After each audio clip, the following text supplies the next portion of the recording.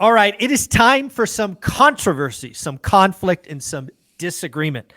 Coach Carson and I are going to talk about whether or not real estate investors should focus on having some type of small business, maybe a side hustle on the side, or if you should just focus on making as much money as you can in your W-2. Coach, you're the guest, you're the show. Why don't you kind of paint the vision of why you think people should also have a cash flow business on the side? So I think we might not disagree 100% on this one, but here's the Okay. deal. Like rental properties are awesome. They eventually can produce cash flow. Like I've had consistent cash flow that grows and grows and grows over time so that I could actually just live off that. That's the goal. Most of us want that, right?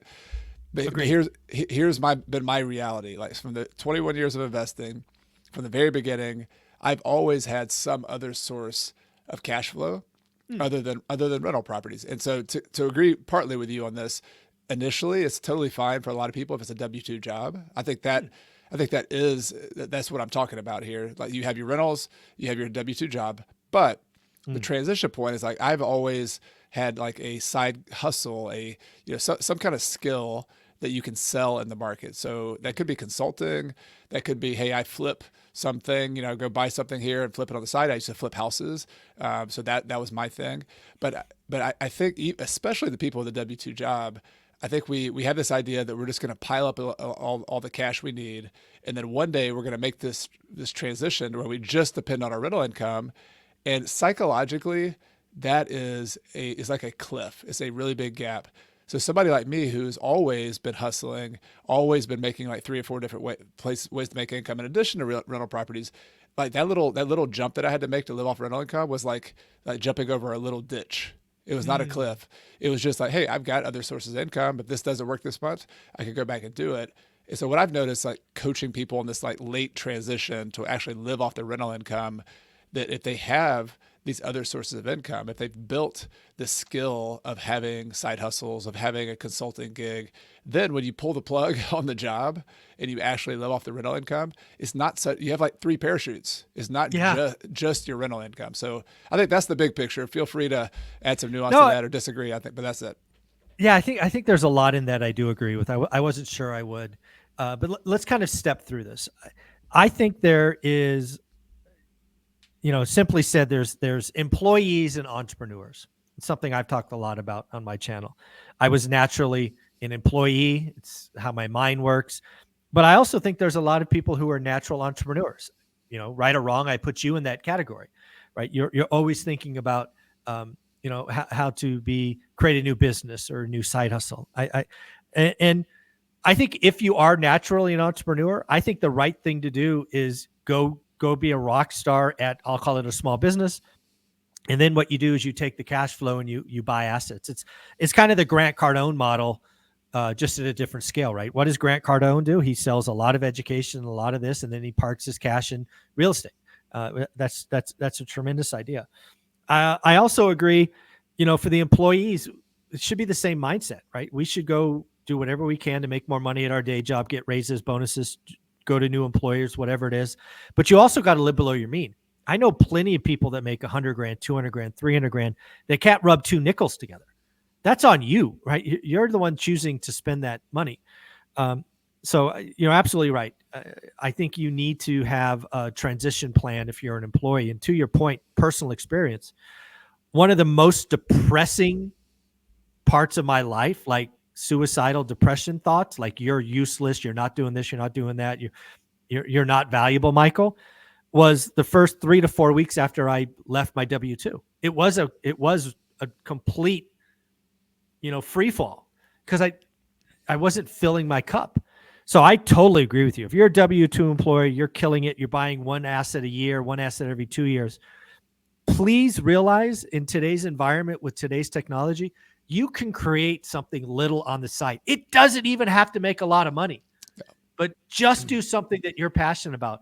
Classic cars, Cabbage Patch Kids, weightlifting, 100-mile runs, whatever you're excited about, create something on the side so that when you do get to that point, you have a parachute. You have 2, you have 3 parachutes. Because again, it wasn't the money because I was good.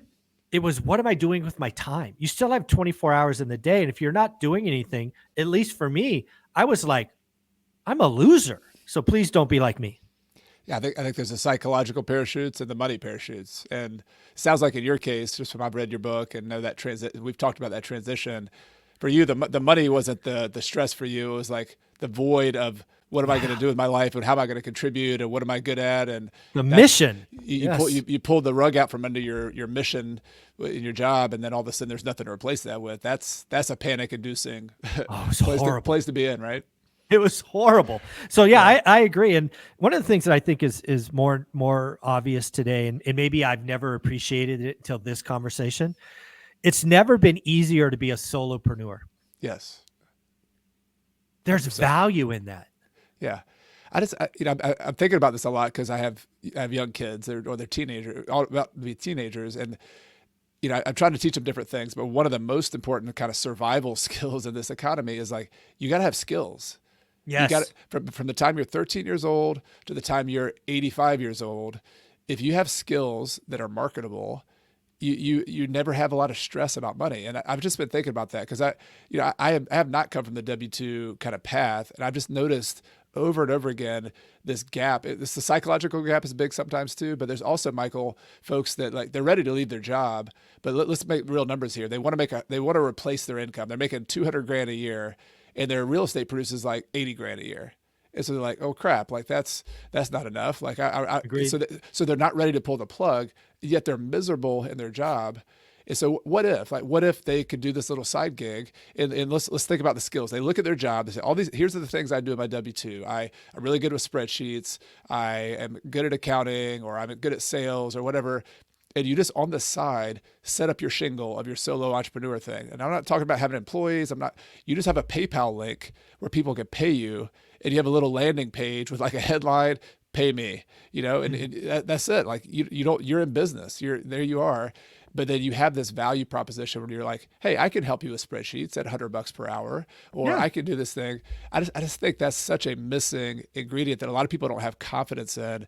And if you don't test it out while you still have your W-2, I know it's not going to be your main, and you got a lot of other ways to make money, but if you could do that and you can make an extra 30 grand, per year doing it part-time, 5-10 hours a week, or if you can eventually make 60 grand, 100 grand, like it's possible to do this little part-time gig that's fun, working 10 to 20 hours per week, and kind of fill that gap so that because then you're not worried about paying for the thing like the health insurance. People are, oh God, I got health insurance in my job. I can't leave my job. Well, health insurance has a cost. Like you could get a full health insurance plan for that has all the bells and whistles for 2 to 3 grand a month. Yeah. And so I have just, it. Olivia and I have it. yeah, so just go make 3 grand a month. If you're worried about health insurance, put your shingle out and go make the money, and then Yeah. you can leave your job. So I think that the point is like rental investing is awesome, but I've never had a time in my life where I also didn't have other income streams, and it gives you such a flexibility and a peace of mind that I want other people to think about that.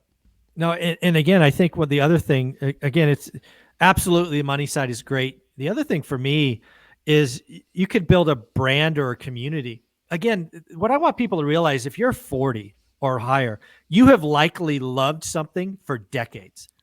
I'm talking a hobby, a passion, an interest, and there's value in that. And the other thing that I want people to realize is there are other people like you who have the same joy and excitement. And then there are some people just starting out. If you put out one video or one newsletter or one something on your passion, once a week for 50, that's 50 videos. You're going to start building a tribe of other people that love that thing. And there's value in being in a community, right? So very powerful. And you can even start even smaller. You can just add value. Like if you're in the ORT, one rental at a time community, you could post in there consistently. Be a value add to Michael. Or if you're in my community, be that person who's always helping people out. And you get your own personal brand even without having to do that. And you're known as this person. And then you can start your own podcast or your own video. So it's such a cool time to be able to have your own personal brand. And it's never been easier to get paid for that too. Like I've just been amazed at how all the different like Stripe and PayPal and all these things that are so easy just to press a button, you make money, Venmo, you just use Venmo, whatever. So there's no excuses from the tech side of things. It's more about, do you see yourself as a business? Like Jay-Z, like I'm a businessman. Like, hey, I'm not a businessman. This is me. Like this brand whoever Yeah. you are, like you are a little brand or a big brand, and you can make money with that. No, I mean, the other thing we need to realize again, as an ex accountant, right? I was an accountant coming out of college. You guys need to realize that the IRS tax code is not a penalty based system; it's a reward system. And if you don't know this already, it rewards business owners. You can, in a very simple world, you could take what is below the line, post tax, and move it above the line or pre-tax on some expenses. I'll use a cell phone as an example. If you're going to use your cell phone as your recording device, which I used for the first 1,000 videos, you could write off at least your monthly service and probably the phone. Again, talk to your CPA for those details. And again, that's real savings. You could take that against pre-tax dollars instead of post-tax dollars. It's a reward system, folks. What do you think? Yeah, and retirement accounts too. That's another one. I know that's not a expense, but that's something that once you have your own business, you can set aside money and for earned income. And solo 401ks are really cool. If, like you had, like even if you didn't want to spend the money, if you made 40 grand and you could put it into a solo 401k that's tax deductible, and then that grows. I mean, those things are pretty awesome, and they're easy to do too. So tons and tons of benefits to having a little business, and it's not the cost of doing it. You don't have to set up. You don't have to set up an LLC. You don't have to do all that fancy stuff. Just have a No. separate bank account. Yep. Have a little spreadsheet, and bam, you're in business. There you go. There's so much value in this. So again, do you like the I've always said it, but I don't know if it's correct. So I want your opinion. If you're a 40-year-old and you've liked something for more than a decade, don't you think there's a brand of business in there regardless of what it is?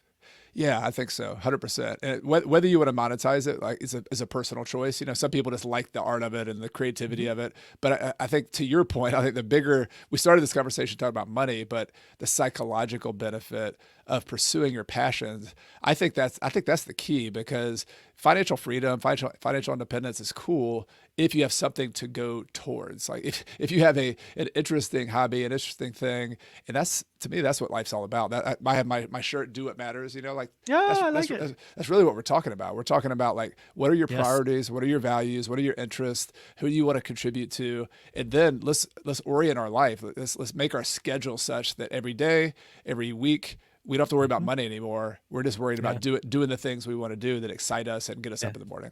Doing what matters. I love that. I need to get one of those shirts. I got you. Again, you got me. Oh, I got you're you. the I you're got the you.